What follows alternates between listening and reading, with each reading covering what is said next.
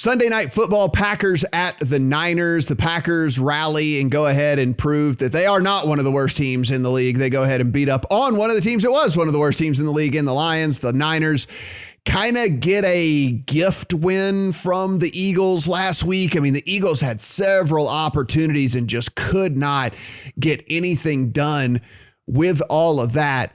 I have a play in this one. Steven has a play in this one. Brad, you're not on it, but man, this is either a prove it spot to me for the 49ers. Okay, prove it to me that you're actually good. Prove it to me that you can get it done. But I guess the same can be said about the Packers, right? It's like you sleptwalk through week one. It took you a half to get going against the Lions in week two. So maybe it's kind of a prove it situation for both of these teams.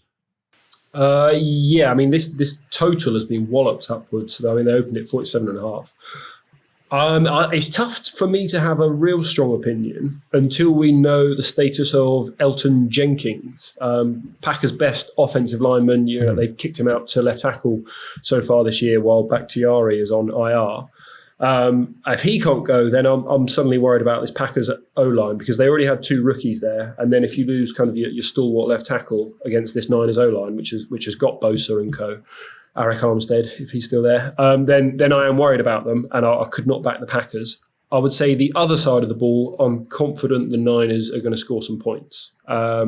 You know, like the Packers, week one, obviously they got shredded by the Saints, and then we saw that the Saints might not be that good. And then First half last week, I was watching that game, the Lions are going up and down the field there until it starts to rain and Jared Goff's tiny hands can no longer hold the ball. And, you know, he fumbles a couple of times, they don't convert on fourth down.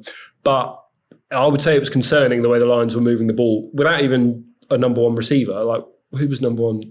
Who was Quintez Cephas? Yes, Quintez Cephas. Yes, yeah. Right? And, you know, the Packers, you know, we spoke last week, they've got a new DC he's never run a good defense. And it looks like he's installing a new system, and they were confused, right? I think the touchdown Cephas scored, the two corners both took the in-breaking route and just left him on the out-breaking route. So if you've got confused defenders, I think the last person you want to face is Kyle Shanahan. You know, especially if you've also got a reputation of being soft against the run. So yeah, I think the Niners do what they want against his Packers defense. And as for the other side of the ball, I think we have to wait to see what Elton Jenkins, whether he plays or not. Steven, you and I are on the same side here in this one. You and I think I played a number, right? I mean, I played a 4 here on the Packers. It was more than a field goal in a game where both teams dealing with some injuries. I'm still not completely sold on this 49ers team. The other problem, though, is the Packers are getting absolutely no pressure whatsoever and no sacks, no anything on this defensive side of the ball. Zadarius Smith being on the IR has really affected this team. They're last in the NFL in sack percentage. They've only got 1 on the season. They're also tied for last in quarterback pressures. They're 21st in pass rush win rate.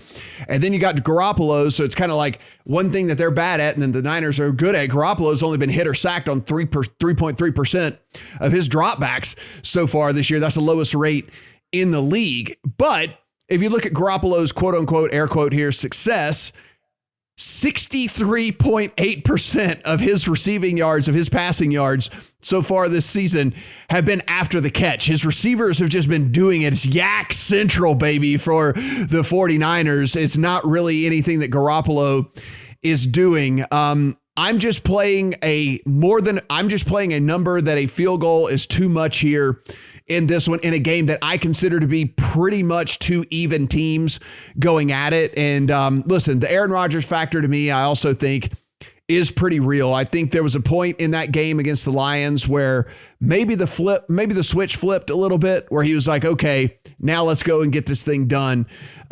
Give me 4 points on the Packers, though my least confident bet of the week for sure. I just feel these two teams are pretty even. I mean, I think they're fairly even. I mean, and they're pretty close in my power ratings.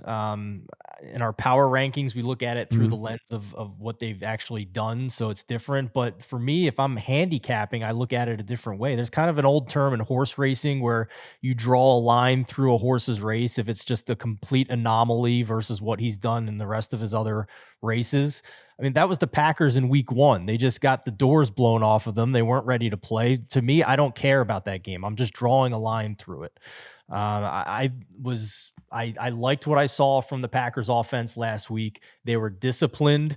I don't know if you guys have watched any of the Peyton and Eli alternate broadcasts from Monday Night Football, but Peyton Manning, the entire first half, was pointing out how smart Aaron Rodgers was running the Packers offense, because every time the Lions had 2 deep safety, he just took that and ran the ball because they knew they had one less guy in the box. So he just took what they gave him the entire time. And then when they started edging those safeties closer and closer, that's when he started taking some shots. So I liked the improvement I saw from the Packers in week number 2.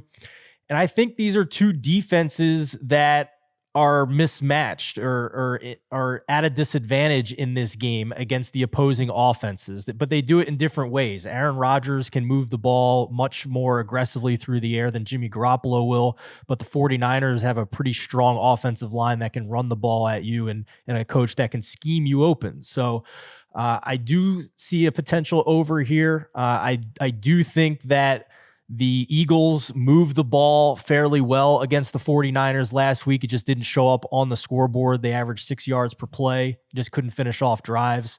So given that I think these 2 teams are fairly evenly matched, I like that I'm getting more than a field goal in this game for the Packers.